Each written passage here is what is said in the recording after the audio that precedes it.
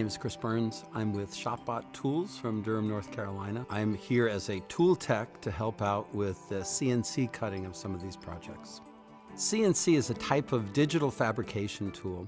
CNC stands for computer numerically controlled. So basically we design on the computer, and you take your design and the software converts it to toolpath movement that's basically expressed in XYZ coordinates or XYZ AB coordinates. So number one, you need to find out if that idea has already been taken by somebody else and patented already. Then you need to get to work to see if the parts actually fit and the pieces actually move correctly.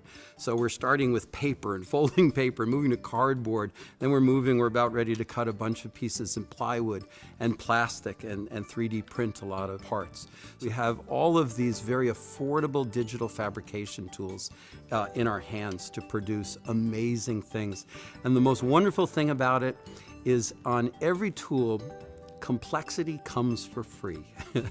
And so whatever you can think up and draw on a computer, essentially you can make.